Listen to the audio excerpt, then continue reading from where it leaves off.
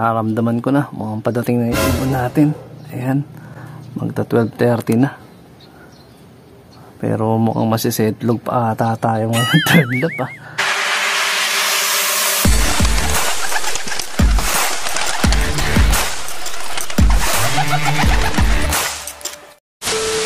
Ito na mga ka-EA, bali ito na yung anak ni Red Batusay cross kay Natalia, yung aabangan natin ngayong umaga para sa ating third lap.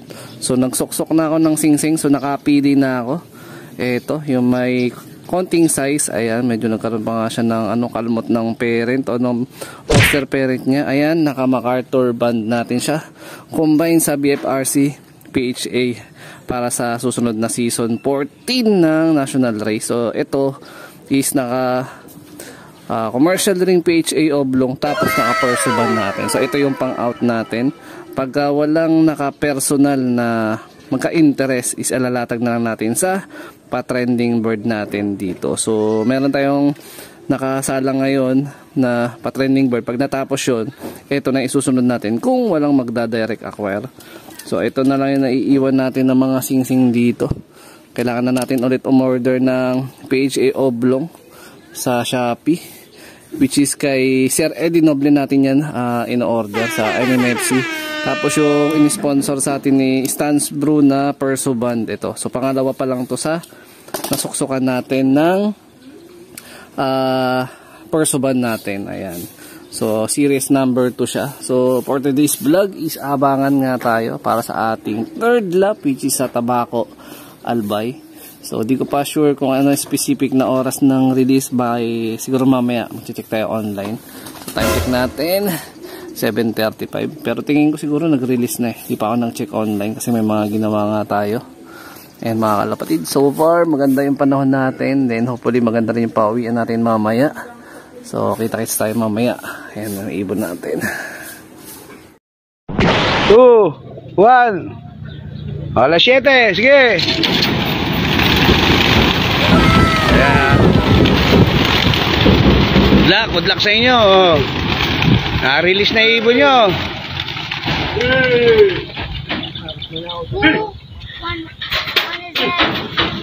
75 years later. Time check 9:06 AM. So nag-release yung club namin eksaktong alas 7. So ito yung aming speed forecast. Ayan.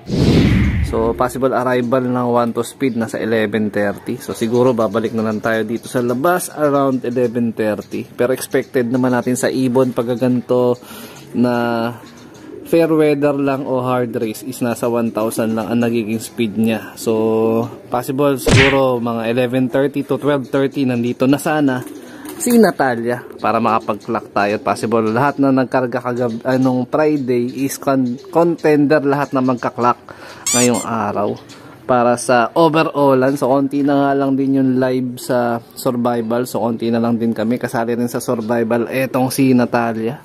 So ito, sana hanggang mamaya ganito kaganda yung panahon. Ganon din sa mga dadaanan ng mga warriors namin. Pabalik nga dito sa aming loft. So Tabaco Albay, nasa 328 kilometers na tayo mga kalapatids. Malat-malat pa rin tayo kasi hindi pa tayo totally magaling. Dahil rin lang kaso nga ako no isang araw. Medyo. A few moments later. Time check 11:30 AM. So 1 to speed ang gantong oras mga kalapatids.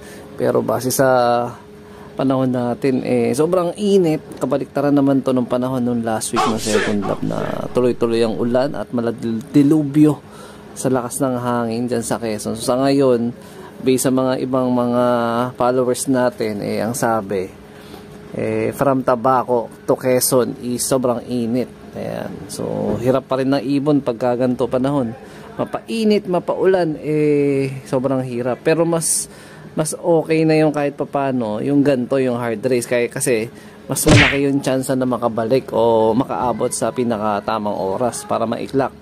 Unlike ng sobrang lakas ng ulan na wala talagang chance. Kasi nga syempre pagka sinuong nila yung ulan, mababasa. So pag once na nabasa, hindi na makakalipad, malabo ang system na makauwi. Pero sa ganitong panahon, pwede silang magpahinga ng konti, ng ilang minuto, tapos lipad na naman, tapos pahinga na naman. Pwede. Ayan.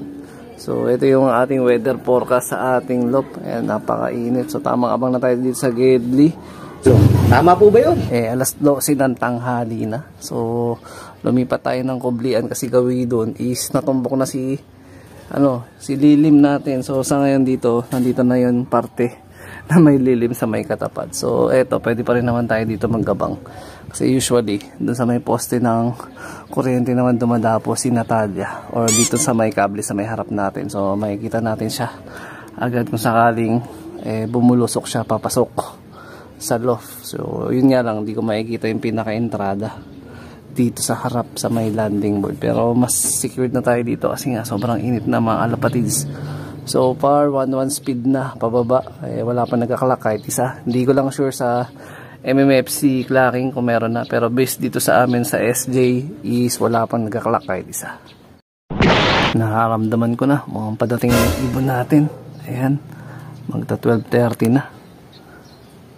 Pero mukhang masisetlog pa ata tayo ngayon. Third lap ah.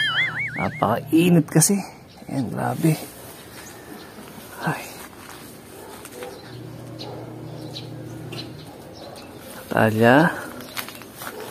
Natalia, asan ka na?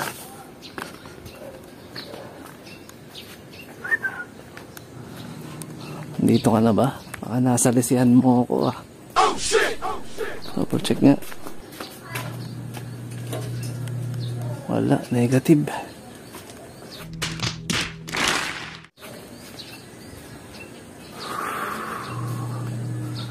Halos kaparehas lang din to nung race last week. Maulan nga lang last week. Pero ngayon napakainit, pahirapan pa rin.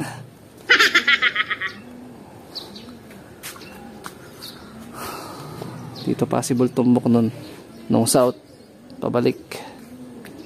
Ayan, dapat tayong pauwi. Medyo nakalabas tayo mag video kasi medyo lumilim ng konti. Ayan, takpan yung araw.